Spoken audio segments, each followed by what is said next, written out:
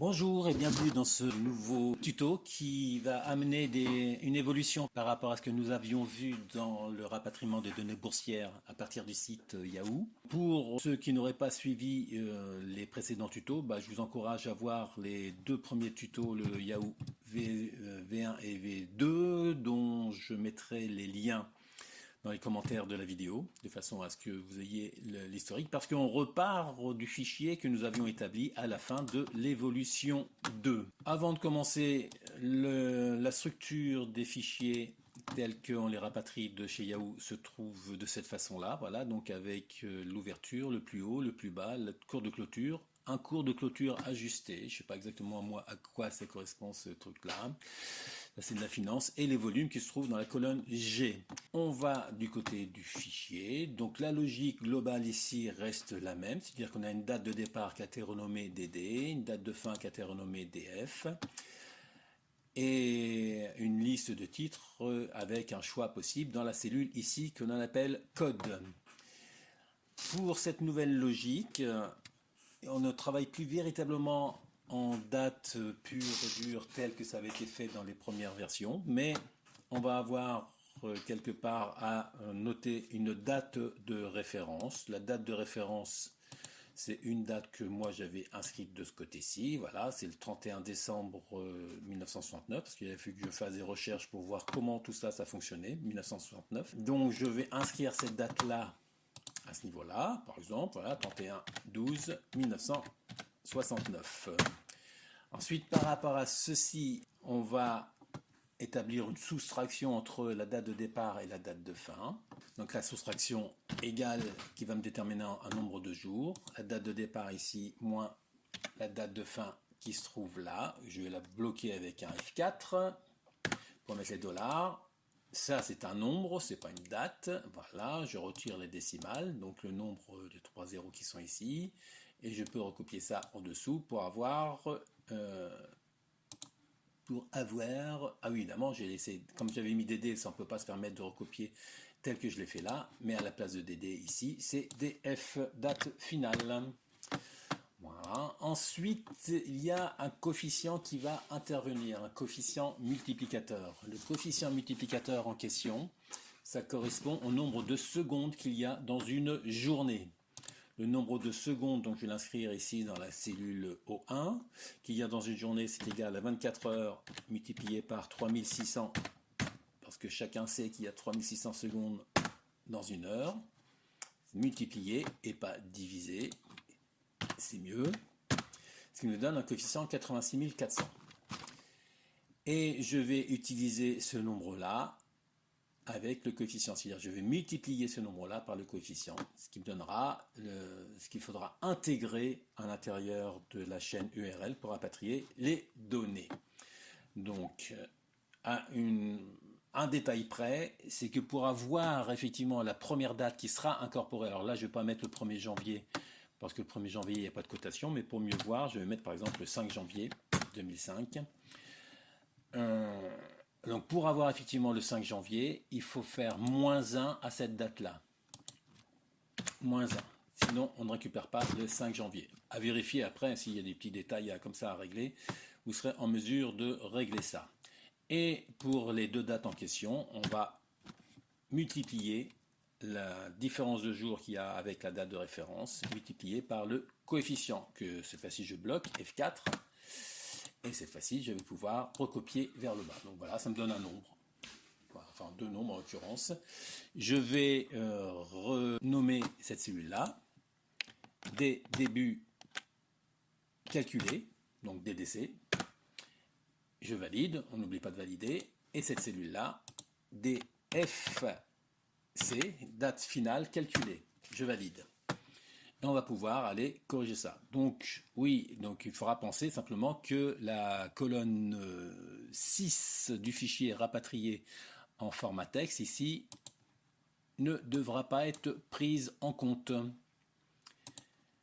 On va côté code. Donc côté code, comme la structure, tout ça, ça a bien changé. J'ai plus besoin de déterminer le JD, MD, etc. Donc ça, je vais le laisser quand même dans le code, mais je le mets en commentaire en mettant une apostrophe devant chaque ligne ici. Donc ça se met en vert pour dire que ça, c'est pas pris en compte. Et on va reconstruire l'URL. L'URL est ici. Je supprime tout ça et j'y vais. Donc ça commence par https query QUERY 1 .finance .yahoo.com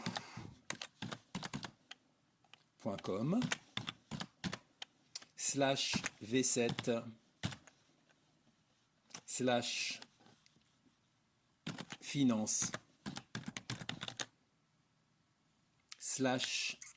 /download DOWNLOAD / et là il faut rapatrier le code de l'action à récupérer qui se trouve à l'intérieur de la feuille de calcul ici dans une cellule qui a été renommée scode, code pardon, mais surtout qui a été rapatriée directement dans le code ici par scode égale range scode. C'est-à-dire que là je me positionne à droite des guillemets et je continue à la conception du URL en faisant espace concaténation éperluette et scode.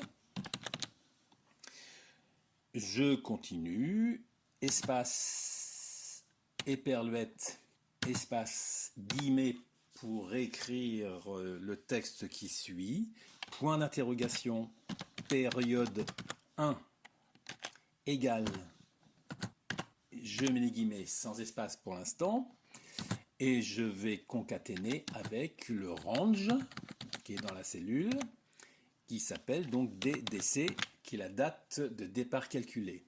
Je ferme les guillemets, je ferme la parenthèse, je fais un espace, je vais faire un tiret bas pour poursuivre l'instruction sur la ligne suivante. Je fais entrer, je fais une tabulation pour indenter et bien montrer que la deuxième ligne, c'est la suite de l'instruction qui se trouve sur la ligne du dessus. On va indiquer la deuxième période, donc je fais l'éperluette pour le symbole de concaténation de la chaîne URL. Je fais un espace guillemets, je remets une éperluette qui se trouve à l'intérieur cette fois-ci de la chaîne URL et non pas en symbole de concaténation pour la conception de la chaîne URL. Période 2 égale, je ferme les guillemets, je fais l'espace, je fais l'éperluette pour concaténer et cette fois-ci je vais réintégrer le range DF date finale calculée. Je ferme les guillemets, je ferme la parenthèse et il me reste derrière à poursuivre, concaténer la chaîne URL avec entre guillemets, donc espace, éperluette, intervalle égale 1D pour dire on va rapatrier les données journalières, éperluette, events, EVENTS égale history. On prend l'historique de tout cela. Je ferme les guillemets et puis on verra tout à l'heure si ça fonctionne bien. Ensuite, je vais modifier quelque chose qui a été fait ici. Donc là, bon, il devait certainement y avoir le souci précédemment, c'est-à-dire que si le tableau est vide pour une raison ou pour une autre, cette instruction-là provoquerait un problème. Donc je vais tout de suite le corriger, je vais simplement dire il faut effacer effectivement le tableau s'il y a des données à l'intérieur. Donc if range A2 différent de vide, alors j'efface les données du tableau. J'ai oublié, j'ai un guillemet de trop, pardon. If range A2 différent de vide, pardon, non, j'ai oublié un guillemet plus exactement, alors j'efface le tableau. And if. Voilà, ensuite ça ne change pas, et ce qui va changer c'est la façon dont on va gérer le fichier qu'on récupère, le scot ici.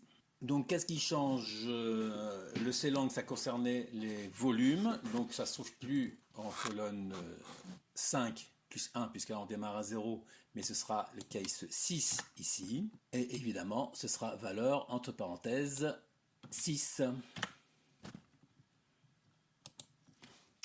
Si je ne m'abuse. En revanche, il faudra effectivement remplacer les points par des virgules. CTRL C, je récupère tout ça. D'ailleurs, oui, à la place de 6, on peut très bien laisser le J, c'est pas un problème, puisqu'on est dans le cas où J est égal à 6. Donc on remplace les points par des virgules. Oui, il nous manque une parenthèse. Voilà, voilà, voilà. Et ensuite, du coup, il ne faut pas récupérer ce qui se trouve en position 5, enfin dans l'équivalent de J égale 5 là-dedans. Donc ça veut dire que on va lui dire si if J est inférieur strictement à 5, alors on récupère la valeur dans la colonne qui va bien.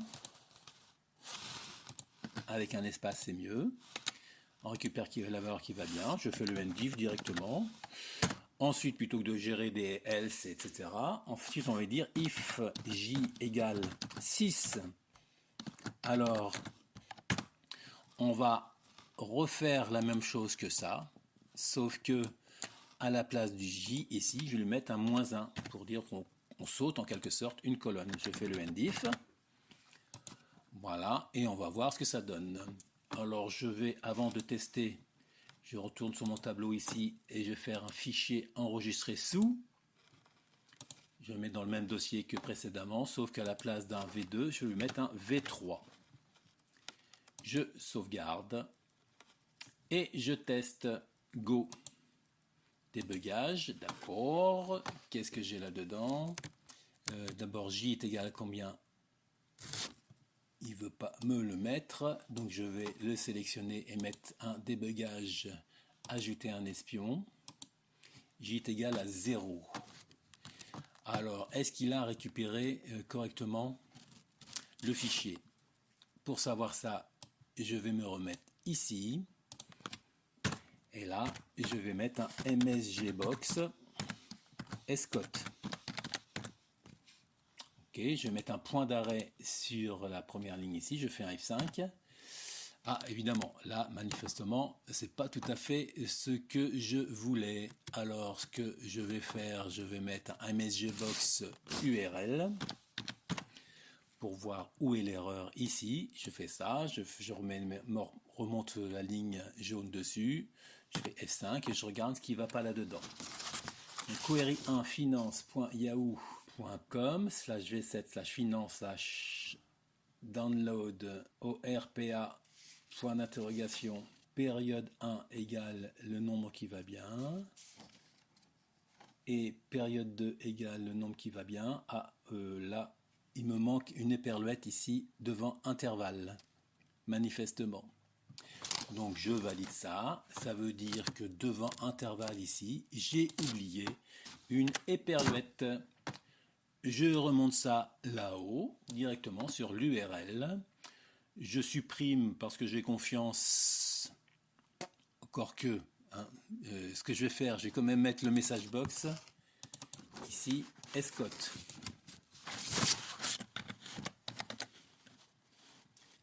Escot, voilà, je laisse le point d'arrêt, je fais un F5.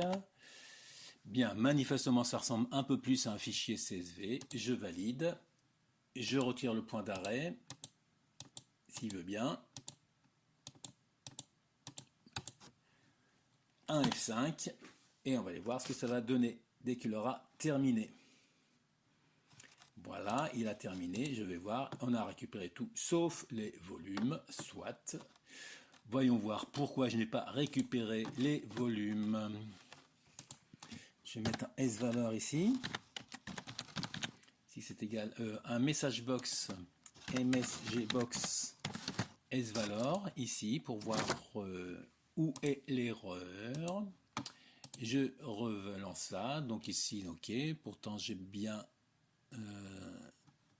des volumes, ouais, 144 machin chose. Je valide ça. Et il n'est pas passé par le 6.